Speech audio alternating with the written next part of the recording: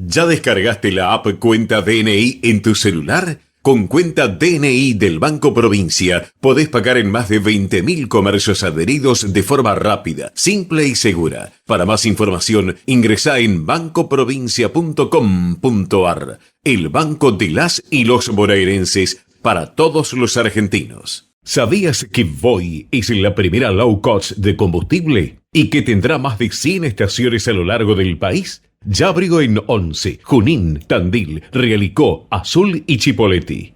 El futuro llegó con energía posible, accesible y de todos. Para más información, ingresa a www.voiconenergia.com.ar o envía un mail a info@voiconenergia.com.ar. Voy con energía.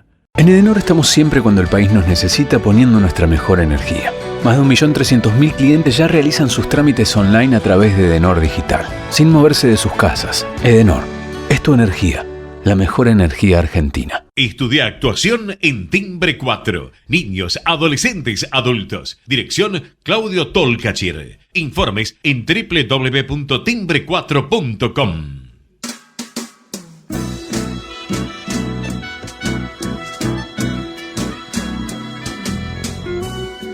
Entrevistas con los protagonistas de la política, la cultura, el espectáculo, la música y el deporte. Un diálogo abierto para pensar desde una óptica diferente. Voces y Memoria, los martes de 20 a 21 con la conducción de Hernán Dobri. A noite fecunda, os gritos do seu sangue.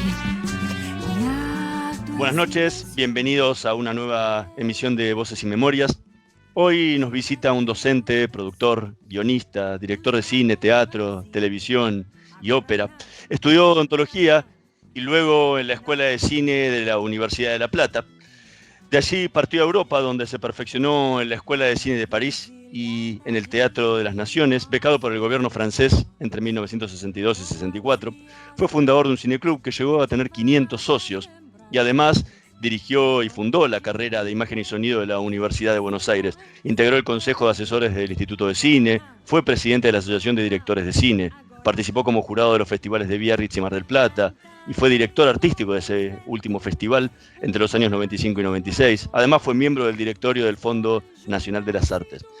En cine dirigió ante algunas de las películas La Balada del Regreso, Comedia Rota, Más allá de la aventura, De la misteriosa Buenos Aires, Contar hasta 10, Cuatro caras para Victoria, Momentos robados. En televisión ha hecho programas como El Testamento, El Dominó Amarillo, El Coleccionista, Muchacho de Luna, 6 personajes en busca de autor, Luces y sombras, El Proceso, La Ronda. En teatro, entre algunas de las numerosas obras que dirigió están Cartas de amor, Muchacho de Luna, La Reina de la Belleza, El Diccionario, Poder Absoluto, Ceremonia Secreta, De Casas y Melancolías, Las de Barranco, Lejana Tierra Mía. Podemos quedarnos, creo que toda la tarde leyendo las obras en las que dirigió. Entre algunos de los premios que recibió fue el premio de la televisión en Biarritz, el Conex al mejor director de televisión, el María Guerrero, el premio a la trayectoria del Fondo Nacional de las Artes, el Cóndor de Plata. Fue declarado personalidad destacada de la cultura de la legislatura de la Ciudad de Buenos Aires.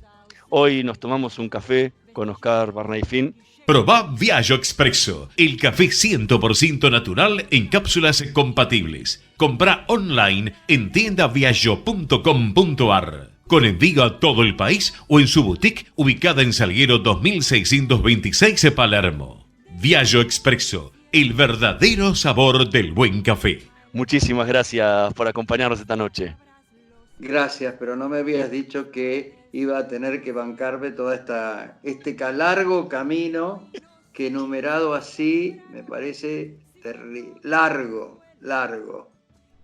No y cuando lo mirás hacia atrás, ¿cómo lo ves después de que encima lo tuve que resumir? ¿Cómo ves tu carrera? Nada, trato en estos últimos tiempos, sobre todo ahora, en este momento que estamos con este, de alguna manera, acuartelamiento, con estas circunstancias que vivimos, yo pienso que realmente es un buen momento para analizar, para recapacitar, para rever para sacar algunas conclusiones. Es decir, yo creo hasta que cumplí los 80 no me planteé demasiadas cosas que tuvieran que ver con lo que hace a la cronología de la edad que uno va teniendo en la vida. Pareciera ser que estas circunstancias que vivimos te lo ponen por delante, como para que no te lo olvides. Y yo la verdad que tengo que hacer un esfuerzo para darme cuenta de la edad que tengo, pero también cuando veo el camino recorrido me doy cuenta que ha sido intenso, pero realmente un buen camino. Es decir, no me puedo malquistar con nada en la vida, porque la vida me ha dado muchas y muy buenas oportunidades.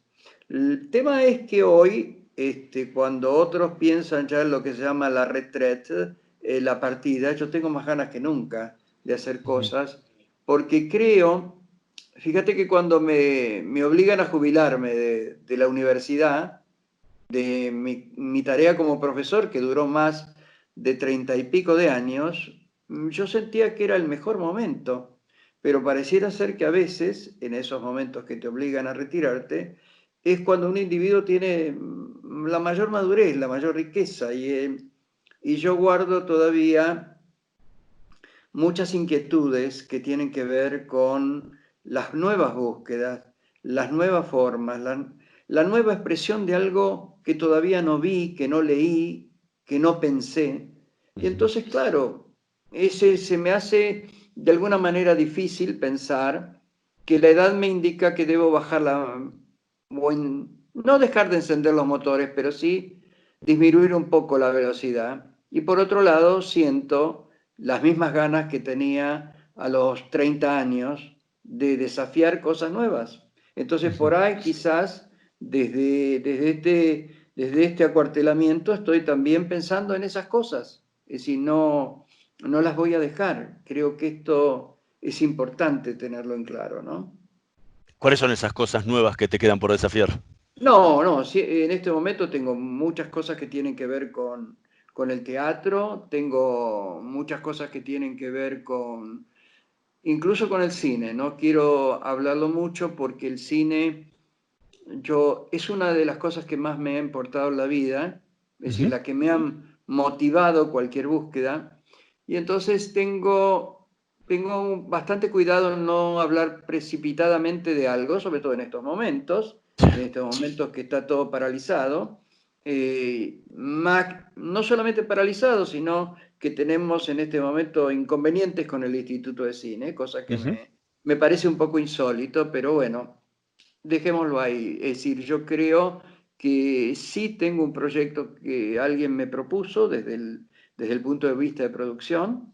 Es una novela de Antonio Escármeta, es un productor español, y bueno, estoy ahí.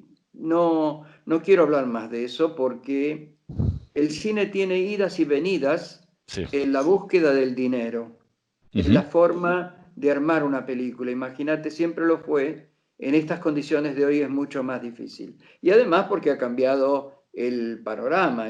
Ya no están ni los productores independientes, ni las grandes casas de producción, sino que ahora tenés Amazon, Netflix. Es decir, tenés continuamente esa posibilidad del streaming y bueno, es muy difícil hoy encarar también una producción de una manera independiente. Es decir, yo que no he tenido nunca problemas frente a eso porque he gestado mis propias películas, mis propias producciones, entonces he sentido siempre una gran libertad, la que sigo teniendo hoy, pero que muy pocas veces he aceptado propuestas que me han traído. Me las he generado yo.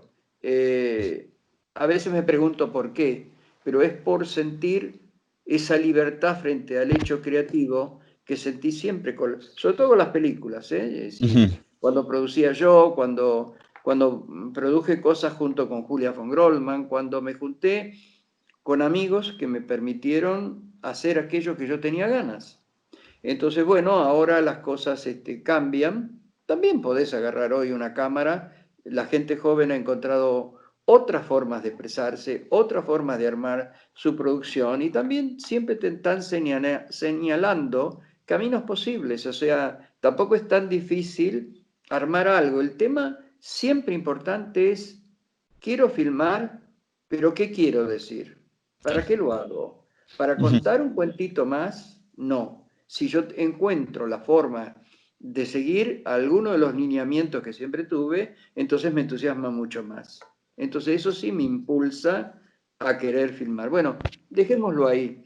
El cine siempre está, el cine es una posibilidad, pero la realidad de los últimos años a mí me ha puesto frente a realidades más concretas, que es el teatro. Claro, O escribir. Escribir no lo he dejado nunca. claro. Es decir, probablemente lo tenga que encarar de una manera más sistemática, pero Sí. nada más. En cambio, el teatro, en este último momento, fíjate que en el mes de febrero, antes de que se estalle todo esto, yo tenía la posibilidad de 3 obras en cartel. Claro. Es decir, estábamos en el 4.º año del diccionario y en el 2.º año de La Reina de la Belleza en el tinglado. Que indudablemente cuando las cosas estén más claras, las obras, el equipo, el grupo, están. Y en este momento, más que estar, estamos todos trabajando, los 3 grupos, los 3 grupos de actores, es decir, Marta Lubos, Pablo Maini, Pablo Mariusi, Paulo Brunetti, todos Paulos, Cecilia Cherandini y Sebastián de Tallet y Roberto Mosca. Estamos haciendo un texto de William Butler Yeats, que es un poeta irlandés, y estamos adaptando pequeños textos, lo estamos grabando, ya está grabado, y lo vamos a presentar seguramente la semana que viene. Y esto nos mantiene siempre preparándonos para retomar aquellas obras, buscar nuevos repertorios y seguir adelante. Esto es un gran estímulo en estos días. Es decir, y esto a mí me hace bien y a los demás también les hace bien. Entonces, bueno, ahí estamos, preparando el teatro. Pero esas obras, junto con Muchachos de Luna, lo que pasa es que Paolo Brunetti está en Chile en este Claro. momento, está dentro de otra cuarentena, tiene sus compromisos con unos roles bastante importantes en la televisión. Entonces, bueno, habrá que conjugar cómo se puede hacer ese regreso. Pero seguramente lo haremos porque es algo, Muchachos de Luna, que tiene una larga historia. Es Que decir, vamos a conversar de eso ahora, después de escuchar el primer tema que elegiste para esta noche de Voces y Memorias, Abril en París, en la voz de Gissi Norman.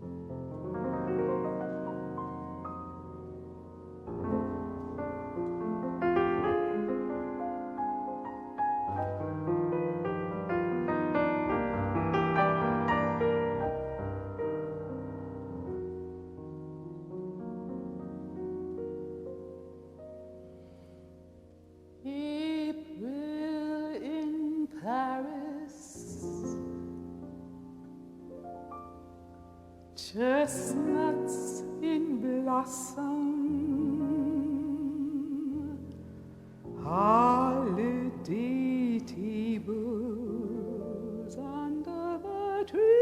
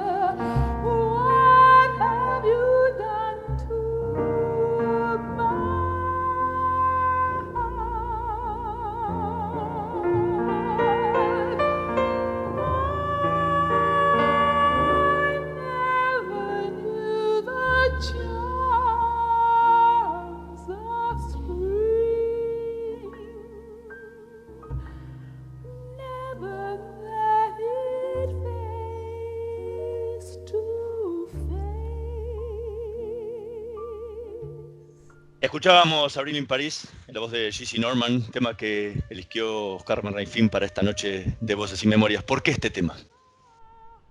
Porque ella me gusta como cantante, es decir, es una gran voz, es una pérdida enorme, y es una mujer que siempre me ha cautivado. Entonces, bueno, nada, ese es un gran tema porque ella accede, como tantas otras cantantes líricas que han accedido a hacer jazz, a hacer determinado tipo de temas, y te diría que esto, April in Paris y Los Caminos del Amor, Le Chemin del Amour, es una canción que me fascina porque esa canción fue también una canción que compusieron para una obra de Jean Anouilh. Esa canción comenzó estando en una obra de teatro y ella tiene una versión muy, muy buena. Por eso siempre estoy pendiente de eso y nunca me canso de escucharla. Y aparte de traer alguna reminiscencia de tus años en París. Siempre, siempre. Es decir, yo creo que hay momentos de la vida que son una marca muy grande, muy importante. Entonces, esos años formativos en París, imagínate, a los 20 años, todo lo que uno puede absorber, todo lo que uno vive con intensidad. Lo que pasa es que no te das cuenta en ese momento, te das cuenta cuando seguís haciendo, cuando llegás a un momento de tu vida y decís, todo aquello tuvo que ver, es esto que hoy sale transformado en esto o en aquello. Entonces, bueno, París fue muy intenso, fue muy apasionante para mí vivirlo. Imagínate, es la época de tus descubrimientos, de tus amores, de tus amistades, es lo mejor, es un momento muy pleno. No quiero decir que sea la mejor etapa de la vida, pero es una etapa irrepetible, irrecuperable, que luego, si está bien vivida, la guardás y te alimenta mucho para el resto del camino. Esto es lo que yo creo que tiene. Yo vuelvo continuamente a París y las canciones son quizás uno de los puentes más efectivos que yo tengo con eso, ¿no? Es decir, pero claro, tiene que ver con distintos momentos, distintos cantantes, y yo a veces ahora con el Día de la Amistad todo el mundo ha recuperado l'Amitié, que es una canción de Françoise Hardy. Françoise Hardy era una cantante de esos años 60 que tiene mucho encanto, una letra muy ingenua, pero te remite a eso.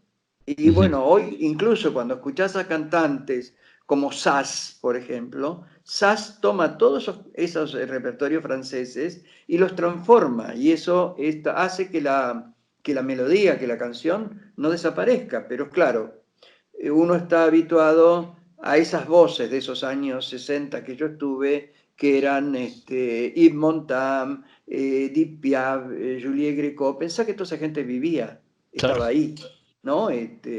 Entonces, bueno, tiene toda esa reminiscencia. Además, el cine ha refrescado o me ha alimentado desde incluso antes de ir a París. Yo hay ciudades, siempre digo, que he conocido por el cine o por determinadas películas o determinados personajes. Entonces, cuando yo llegué a Washington, sabía que había visto una película maravillosa de Otto Preminger que se llamaba Tempestad en Washington. Y las películas de París que ha filmado, por ejemplo, Stanley Donen con Audrey Hepburn, como La Cenicienta de París o Charada, son películas muy mágicas.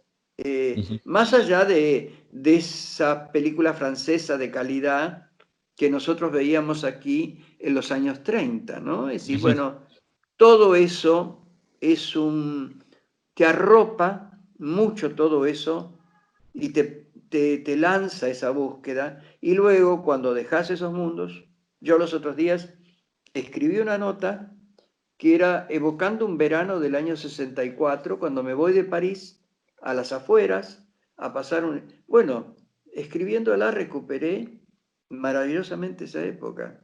Entonces yo creo que también a veces la escritura hoy a mí me permite seguir viajando bastante con todos aquellos temas, aquellas personas y aquellos recuerdos. Y aparte, Eso, sí, dale. por eso decías, No. No, por eso las voces, por eso las Ujú. canciones. Es decir, lo que pasa que creo que es importante, y todo eso me crea un buen clima Ujú. para que yo siga buscando caminos. No es que me quedé detenido en eso, que eso me pondría nada más que en una actitud nostalgiosa y melancólica. No, no estoy diciendo eso. Estoy diciendo que me impulsa, que me abre puertas a nuevas cosas. Y aparte te tocó vivir una época de París muy especial, ¿no? La época del Bueno, cine y la cultura, Luciano Visconti, François Truffaut y tantos otros que estaban ahí en ese momento y que era todo un clima de un cine que se estaba formando también en bueno, Francia. eso tuve la suerte, la posibilidad de andar por ahí, de conocer, de ver, de participar, de hacer amistades. Es decir, a veces cuento si todo lo bueno que me sucedió en París. Hace poco murió Michel Piccoli y yo recordaba 2 días de intensos encuentros cuando él hacía en teatro una obra y estaba filmando al mismo tiempo con Godard El desprecio junto con Brigitte Bardot. Y entonces lo recordé mucho, o recordé mucho a Eric Romer, porque Eric Romer yo lo conocí a través de Néstor Almendros, que era un gran director de fotografía de origen español, cubano, y que estaba exiliado de alguna manera en París y todavía no había comenzado una carrera estupenda que lo llevó a obtener el Oscar con Días del Cielo, una película Ujú. importante. Y bueno, fuimos muy amigos y él me presentó a Romer y yo colaboré en un pequeño corto buscando actores en la ciudad universitaria, en ese corto que se llamó Nadie en París. Ujú. Y bueno, nada, lo que pasa que en estas evocaciones que yo hago, hay una parte que siempre nos mete en el terreno de la melancolía y la nostalgia, que es cuando hablas de la gente que ya no está. Ujú. Entonces hay mucha gente que no está.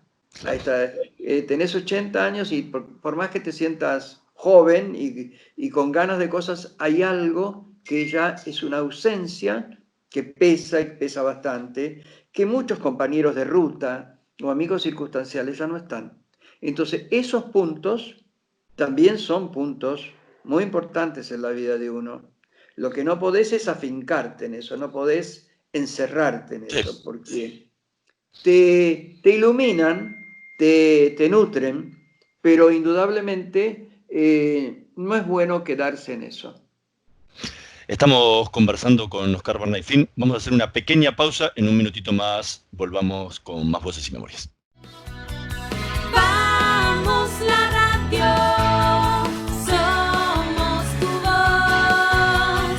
Vamos con Eco, siempre la verdad y la mejor información.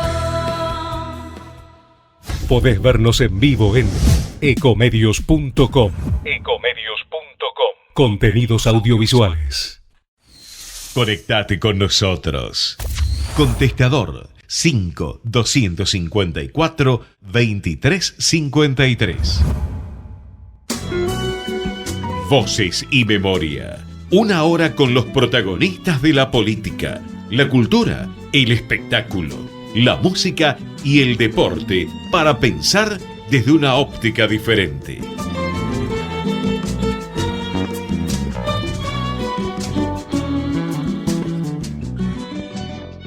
Seguimos en Voces y Memorias conversando con Oscar Bernay-Fin. Recién hablabas de proyectos de cine que tenés en mente. ¿Extrañás filmar? Eh, yo creo que lo más importante en la vida que yo hice, desde que armé aquel mítico cineclub en Berisso con mis amigos, lo que alimentó mi vida fue el cine y lo Claro. sigue alimentando. Lo que pasa es que las circunstancias te van llevando, pero a mí lo que me importa es el cine. No es que lo he extrañado porque no he tenido tiempo. No he Ujú. tenido tiempo porque empecé desde que hice de la misteriosa Buenos Aires, Ujú. ahí empecé a conjugar el cine con la televisión. Y Ujú. la televisión, que no es cine exactamente, Sí. me permitió de experimentar cosas con el lenguaje, mucho más de lo que yo había hecho todavía hasta ese momento con el cine. Claro. Entonces, cuando yo llego a Canal 7 y descubro una enorme guía, grúa en el estudio 1, empiezo a fantasear cosas. Entonces, provoco un poco de incomodidades dentro porque era gente de televisión y venía un tipo de cine a querer cambiar pautas del lenguaje. Pero con el tiempo, los equipos me acompañaron, hicimos una serie de cosas que son interesantes, que están ahí. A veces me pregunto por qué, ya que están ahí, están hechas y preservadas. Es decir, hace poco hicimos una exposición en el Canal 7 de todo el material que se había hecho. Y además yo soy muy de guardar material y cedí al canal mucho material gráfico de ese entonces. Todo eso resultó en una exposición y resultó en rever algunos trabajos interesantes. Yo creo que hoy podrían conformar un buen ciclo de revisión de cosas hechas en la Argentina, en la televisión, en un momento especial, porque yo creo que eso hoy ya no se repite, porque eran temáticas, sobre todo temáticas, y formas de producción que hoy ya no van. Es decir, yo entré a la televisión porque la televisión quiso tener a Manuel Mujica Lainez. Y él, de alguna manera, acompañó eso, pero con la condición de que yo las hiciese. Y bueno, ahí empecé a entrar por esos pasillos de Canal 7, donde estuve desde el año 81 hasta por lo menos el 2003, que es la última producción que hice, que fue una coproducción entre el Instituto de Cine y el canal, que se llamó Bocetos alrededor de Chekhov. O sea, fueron muchos años y quizás en esos años me dio satisfacciones como el Premio Internacional de Televisión con la primer aproximación a Lorca, que fue Muchacho de Luna, y con un programa de Pirandello que fue 6 personajes en busca de un autor. Entonces yo estoy muy agradecido a la televisión, a esa forma de tener que hacer un programa en la misma semana, editarlo esa noche y lanzarlo. Eso era una comprobación de aquello que uno estaba haciendo muy rápida. En cambio, el cine es un sueño, una larga convivencia, un armar tu guión, tus equipos, llegar a filmar, conseguir la plata en el camino. Y luego lo que pasa en esas cabinas que teníamos antes, hoy todo es más digital, que era la edición. Claro. Cómo ibas viendo la conformación definitiva de una obra. Entonces, bueno, es ese ejercicio maravilloso que es el cine, no lo he tenido últimamente. Es decir, yo creo que la última vez que estuve cerca de la concreción de algo fue en esas estadías mías prolongadas en Chile, donde escribí un libro sobre las mujeres de Pablo Neruda. Y eso llegó, incluso llegué a filmar un teaser que servía de búsqueda de capital, que lo filmé en Isla Negra. Pero bueno, eso quedó en el camino, pero eso fue lo último que yo tuve. En este momento tengo proyectos.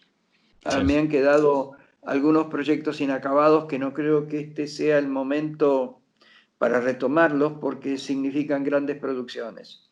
Y hoy, las condiciones que estamos, vos no podés pretender hacer esas grandes producciones. Claro. Entonces, bueno, el cine sigue siendo ese gran motor. Entonces, primero, como te decía, la televisión. Luego también en el 2003, Ana Dana me convoca para la ópera. Y entonces fueron largos años con ellos en la ópera. Y cuando me traslado a Chile ya se abre otra posibilidad que es fundamentalmente la del teatro, porque cuando yo monto aquí La gata sobre el tejado de zinc caliente, nos vamos con Pablo Brunetti a Chile a armar una coproducción con Chile. Y ahí lo maravilloso es que se abrió otras posibilidades, que después fueron teatro y en el caso de Pablo Brunetti, una carrera estupenda como la tiene hasta hoy en la televisión y en el teatro, e incluso en el cine, porque ha podido hacer un mediometraje. Entonces me parece muy auspicioso todo eso. Lo que ocurre es que cuando la vida te da todas esas posibilidades, yo he pasado de esos años de París a años de búsqueda acá, y de mucha búsqueda, porque yo trabajaba en La Plata, trabajaba en el Ministerio de Educación de la provincia de Buenos Aires, en una dirección de radio y televisión educativa, y tenía grabaciones allá de radio todas las mañanas, y yo me venía al mediodía a Buenos Aires para ensayar alguna obra de teatro o para buscar las formas de concretar más adelante una película, pero eso recién llegó después que hice un mediometraje que filmé en Necochea, que se llama Los Otros. Ahí empezó más la búsqueda del cine, más el estar compartiendo la enseñanza que lo hacía, porque en ese momento hacía mi trabajo, que es lo que me daba una seguridad económica, y una parte creativa también, porque Radio Televisión Educativa llegó a hacer su programa Guía para Padres en el viejo Canal 7. Entonces yo venía desde Buenos Aires para salir en directo con el grupo de actores con que hice esas dramatizaciones. Entonces, claro, todo esto, es decir,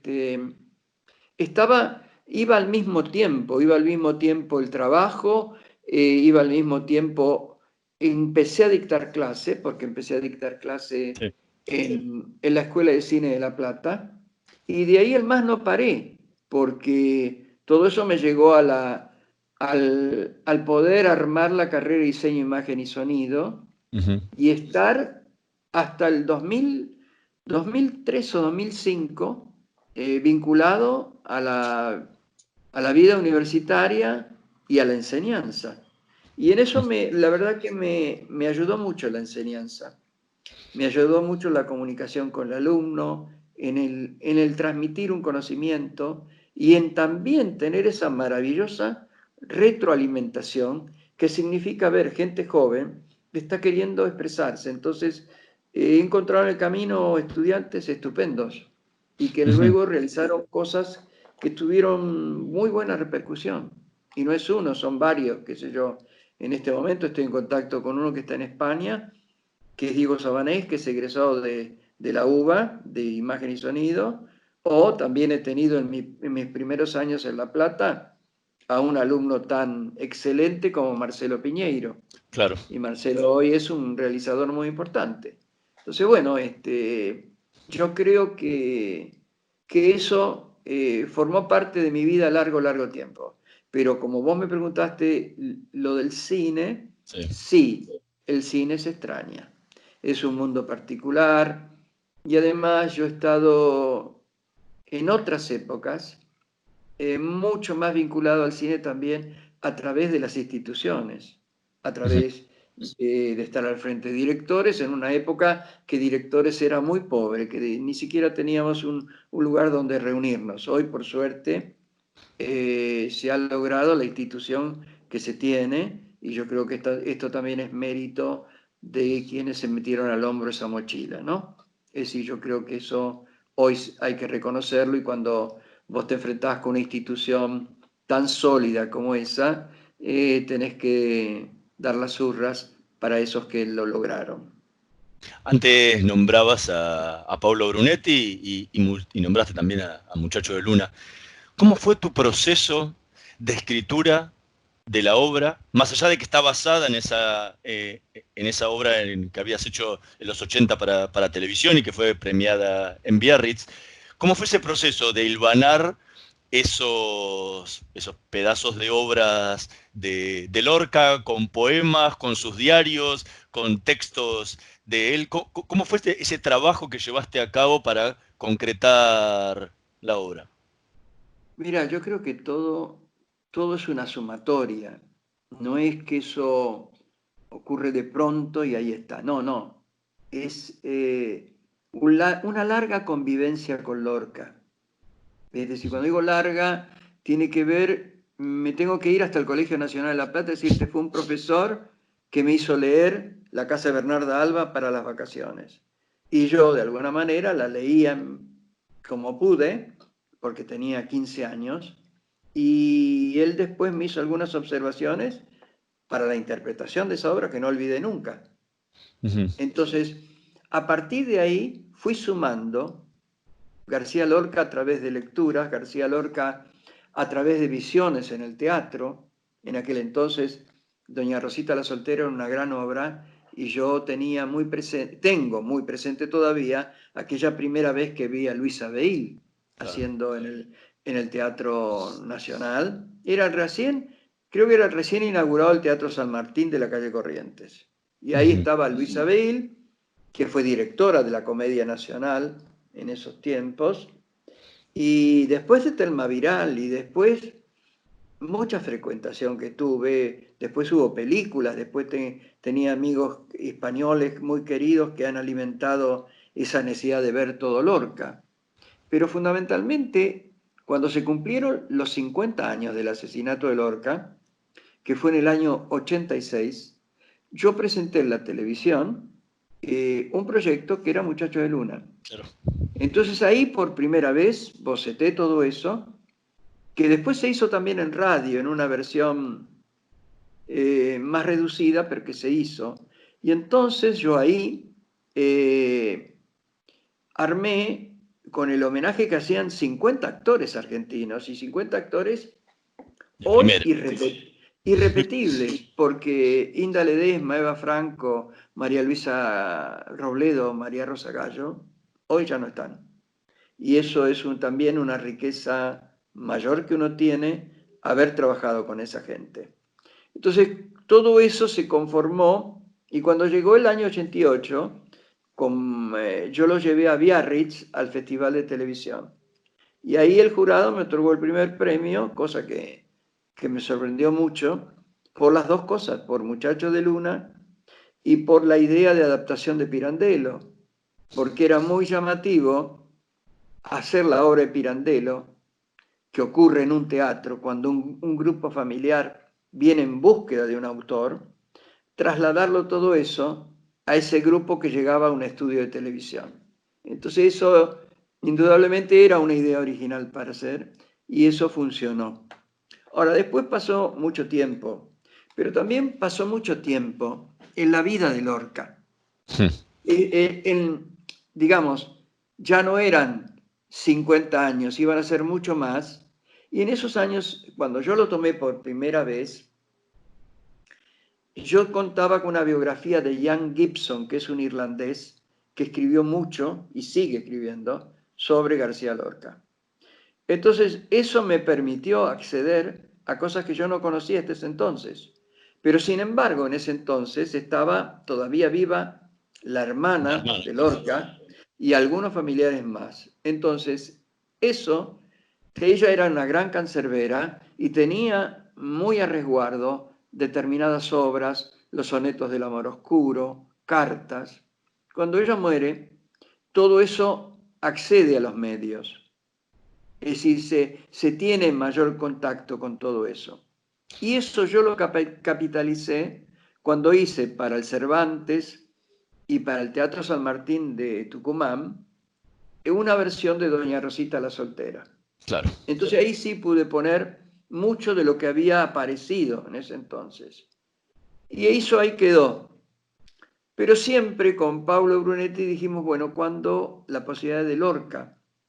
Nosotros hubiéramos querido hacer quizás una versión de Bodas de Sangre, pero bueno, se dio esto, yo me senté nuevamente a escribir, a recorrer todo lo que había hecho, a buscar nuevo material. He leído muchísimo de Lorca, pero también yo creo que esto tiene que ver con afinidades. Uno no es igual frente a cualquier autor. Hay autores con los cuales tiene uno mayor empatía que otros. Y indudablemente Lorca es uno de los autores con los cuales yo lo tengo por todo lo que he ido haciendo a lo largo del tiempo. Claro. Entonces, me siento, incorporo todo y digo, no, quiero hacer un recorrido de la vida de Lorca sin decir que es una biografía, sin estar dando datos agotadores, y armar, sí, un espectáculo teatral. Entonces, ahí apelé a los poemas, a los sonetos del amor oscuro, y armé una estructura en la cual, sin darse cuenta, uno atraviesa la vida de Lorca. Claro. Va desde su juventud en Fuente Vaqueros, pasa a su vida en el colegio de estudiantes en Madrid, atraviesa esas primeras crisis que le dan sus poemas del Cantejondo y el romancero gitano, incluso frente a esos amigos que hacían su pequeño grupo de compinches, que era Buñuel, Dalí, y entonces parte a Estados Unidos, se da ese cambio grande, vuelve, tiene los grandes éxitos teatrales, viaja a la Argentina y regresa y se enfrenta con la muerte, indudablemente. Yo creo que a mí me importó siempre apuntar a la vida íntima, a la vida personal, a esos sentimientos que no siempre le permitían expresar una sociedad española muy cerrada en la época. Claro. Muy cerrada en la época, y yo creo que las cosas se trasladan, que mucho se ha avanzado, pero hay determinadas cosas que parecen no estar totalmente entendidas o asumidas. Entonces yo creo que a él le tocó luchar con todo eso y termina en ese momento de la forma que termina. Entonces todo esto, con mucho trabajo de síntesis, porque la obra dura 1 hora 5, hubo que, al menos para mí, fue un trabajo muy grato y un trabajo también penoso, porque dejaba en el camino cosas que me hubieran gustado, pero no era posible. Entonces, armar esto fue un gusto, y por suerte la comunicación con la gente, la respuesta de la crítica fue muy, muy estimulante, porque yo creo que Paolo Brunetti logra aquí también una expresividad que yo ya había visto cuando él había hecho con un gran director de teatro clásico español, al menos el que hizo aquí, que era Daniel Suárez Marsal. Daniel Suárez Marsal es un director que había hecho excelentes puestas de Numancia, La vida es sueño, El perro del hortelano. Es una pena no contar hoy más con Daniel, porque conocía muy bien ese tipo de teatro que hacía. Y además había sido un excelente, excelente regisseur de ópera. Entonces, Paulo había podido hacer ahí un trabajo con el texto clásico que no tienen habitualmente los actores. Es decir, esto es una cuestión que tiene que ver con su formación, con el conservatorio y con los gustos personales también. Entonces él tomó ese texto, tomó esa obra con un gran compromiso, y tal es así que la obra termina siendo una obra que producimos nosotros, es decir, a la cual se suma Soledad Vanelli, y con ella conjuntamente hacemos la producción de Muchacho de Luna, que no ha terminado su camino, que indudablemente ahora estamos esperando ver qué pasa, porque casualmente, si hay nuevos protocolos, Paulo está solo, actuando solo, salvo con la participación de la Luna, que es Diana, que es una gran colaboradora que le ha dado al espectáculo una gran fuerza, porque ese rol no es una pavada, es la Luna, pero es muchas cosas más, y es la que juega en oposición con él, ¿no? Claro. Estamos conversando con Oscar Bernay-Fin. Vamos a escuchar el segundo tema que eligió para esta noche de Voces y Memorias, Una palabra, en la voz de Ligia Piro. Una palabra no dice nada y al mismo tiempo lo esconde todo, igual que el viento que esconde el agua, como las flores que esconde el lodo.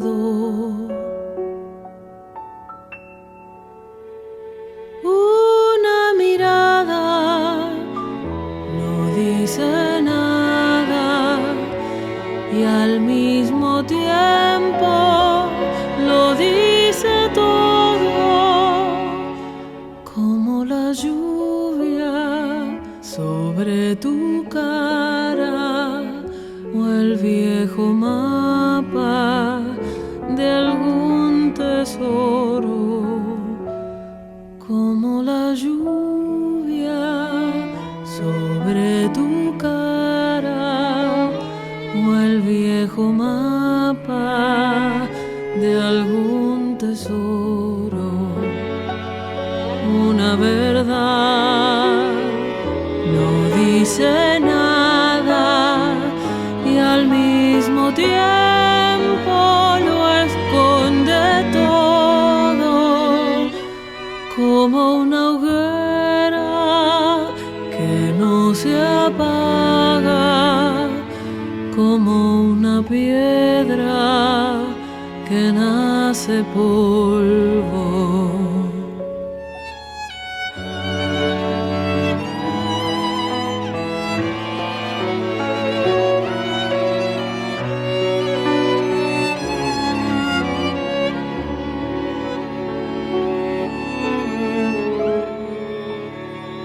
Si un día me faltas, no seré nada y al mismo tiempo lo seré todo, porque en tus ojos están mis alas y está la orilla donde me ahogo, porque en tus ojos están mis alas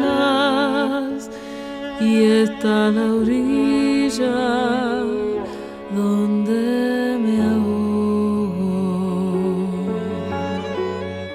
Era una palabra en Ligia. la voz de Ligia Piro, tema que eligió Oscar Barney Finn para esta noche de Voces y Memorias. ¿Por qué este tema? Porque me gusta Ligia.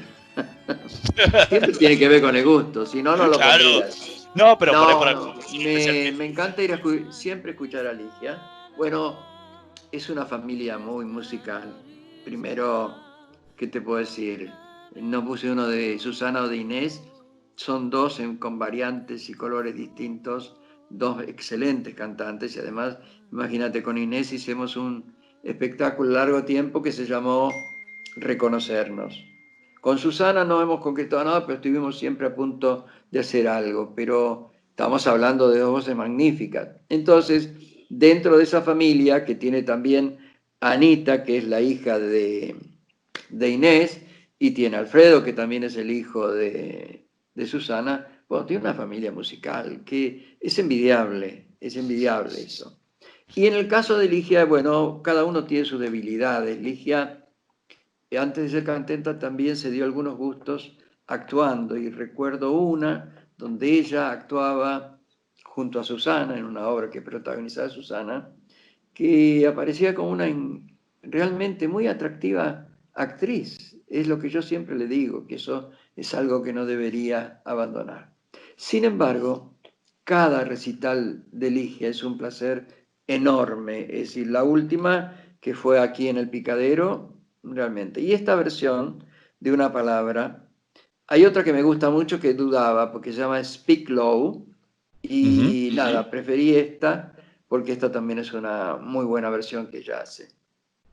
En alguna entrevista te oí decir que tus padres eran personas sensibles, de una gran afectividad, y esa fue la mejor forma de cobijarte. ¿Qué pasó? ¿Qué sintieron ellos? ¿Qué te dijeron cuando largaste la carrera de odontología que habías arrancado en su momento para dedicarte 100% a... Vos sabés que cuando alguien me recuerda lo de odontología, no lo puedo creer, porque realmente no tiene nada que ver conmigo. No tenía en ese entonces, menos lo tiene ahora, pero bueno, nada, tengo amigos odontólogos maravillosos que siguen siendo a lo largo de la vida, pero bueno, nada. Mira, ellos fueron dos personas abiertas que me acompañaron siempre en distintos momentos de la vida, que no se opusieron. Es decir, bueno, era maravilloso eso, ¿no? Yo creo que el tiempo fue decantando todo. Yo creo que ganó espacio lo del cineclub, mis gustos por el cine, por el teatro, todo, era una esponja absorbiendo todo. Y bueno, hubo solamente que esperar tiempo. El tiempo llegó, casi te diría también, después del servicio militar. Antes había servicio militar y era un año perdido, un año también de reflexión. A mí me había tocado ir a Azul y en Azul no estaba cerca de mi casa. También fue una experiencia para mí difícil. Era difícil en ese momento. Hoy parece una pavada, pero no lo era. Entonces, yo con ellos siempre fui muy sincero y ellos nunca me estuvieron imponiendo nada. Es decir, yo también digo, mis padres no eran personas intelectuales, eran personas sensibles, con una determinada formación, cálidos. Yo creo que todo lo que tiene que ver con la vida de los afectos, yo me nutro junto a ellos en la casa. No es que la casa no tuviese problemas, pero nunca faltaba esa afectividad. Cuando yo decido esto, y cuando yo hago el viaje a Europa, mi padre ya no está, mi padre murió muy joven, murió a los 50 años, y quedaba mi madre. Y entonces mi madre, a partir de ahí, siempre, mi madre y mi hermano también, fueron sostenedores de lo que yo quería. Es decir, y yo me fui en un viaje que duró mucho tiempo a hacer mi búsqueda, pero creo que a veces uno es egoísta también, porque en esa búsqueda pensaba en mí solo y no pensaba en lo que dejaba acá también. Y después a la vuelta, el camino empezó a ser un poco más duro. Y siempre, siempre ahí sosteniendo estuvo mi madre. ¿Qué puedo decir? Mi madre avaló mi primer pedido de crédito en el Instituto de Cine para hacer mi primer película que coproduje con Julia von Brollman. Y mi madre puso, no las casas, la casa la puso de aval para que yo pudiese tener ese préstamo que te daban después de mucha pelea en el instituto, porque en esos años, comienzos de los 70, era muy difícil lograr acceder a tu primer película. Claro. Tenía un montón de trabas por todos lados. Es decir, tenías que, además nosotros creíamos que siempre el camino iba a ser cuando vos hicieses una cantidad determinada de cortometrajes. Y no es así, y no fue así. Fíjate cómo cambian las cosas, que nosotros teníamos que hacer todos esos pasos para llegar a solicitar un crédito. Hoy, desde que yo estuve en la facultad, que dirigía diseño, imagen y sonido, algo que a mí no me gustaba, es que eran los primeros cortos de trabajos prácticos que se hacían en una cátedra, en primer año o en segundo, cuando eran por lo menos 3 años que tenían que transitar, ya los presentaban en festivales. Y los festivales aceptaban esos trabajos sabiendo que no eran trabajos terminados, trabajos redondos. Yo creo que, bueno, las circunstancias se fueron imponiendo. Hoy no hay reglas de ese tipo, la gente se expresa y a veces, por suerte, con mucha creatividad. Entonces, hubo que adaptarse a muchos cambios, ¿no? Pero en aquel entonces, cuando yo tenía que tener un crédito del instituto para poder filmar. Y entonces, después de hacer el corto de los otros, me puse en esa búsqueda. Y cuando vino, fue mi madre. O sea, yo creo... Y después ella apoyó en todo lo largo de su vida. Mi madre vivió hasta sus 87 años. Y creo que disfrutando, y creo que yo también pude, a la vuelta de los años, también devolverle algunas satisfacciones de todo aquello que yo había dado. De todo eso que había dado sin pedir nada.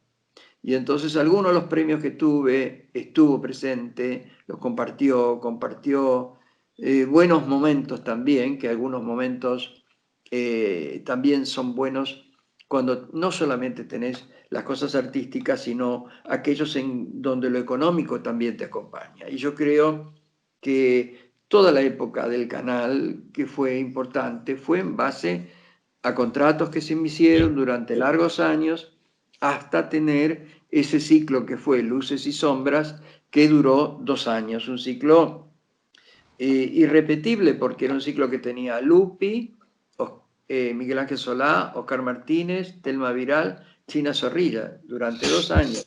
Tener eso era realmente una posibilidad muy grande. Entonces, Oscar, yo diría que nunca he tenido la contra en nada. Oscar Van Rijn, muchísimas gracias por acompañarnos. Se nos acabó el programa. Nos quedaríamos largo tiempo más charlando y recordando tu vasta trayectoria. Una vez más, muchísimas gracias por estar hoy con nosotros. No, gracias a vos, Hernán, y espero que se repita, ¿eh? Nosotros nos vamos a reencontrar la próxima semana en la operación técnica Carlos Heinze y Gerardo Subirana. En la edición Javier Martínez. Nos vemos la próxima semana. Chao. Probá Viaggio Expresso, el café 100% natural en cápsulas compatibles. Comprá online en tiendaviaggio.com.ar. Con envío a todo el país o en su boutique ubicada en Salguero 2626 Palermo. Viaggio Expresso, el verdadero sabor del buen café. ¿Ya descargaste la app Cuenta DNI en tu celular? Con Cuenta DNI del Banco Provincia podés pagar en más de 20.000 comercios adheridos de forma rápida, simple y segura. Para más información, ingresá en bancoprovincia.com.ar. El banco de las y los bonaerenses para todos los argentinos. ¿Sabías que Voy es la primera low cost de combustible y que tendrá más de 100 estaciones a lo largo del país? Ya abrió en Once, Junín, Tandil, Realicó, Azul y Chipoleti. El futuro llegó con energía posible, accesible y de todos. Para más información, ingresa a www.voyconenergia.com.ar o envía un mail a info@voyconenergia.com.ar. Voy con energía. En Edenor estamos siempre cuando el país nos necesita, poniendo nuestra mejor energía. Más de 1.300.000 clientes ya realizan sus trámites online a través de Edenor Digital, sin moverse de sus casas. Edenor, es tu energía, la mejor energía argentina. Estudia actuación en Timbre 4. Niños, adolescentes, adultos. Dirección Claudio Tolcachir. Informes en www.timbre4.com.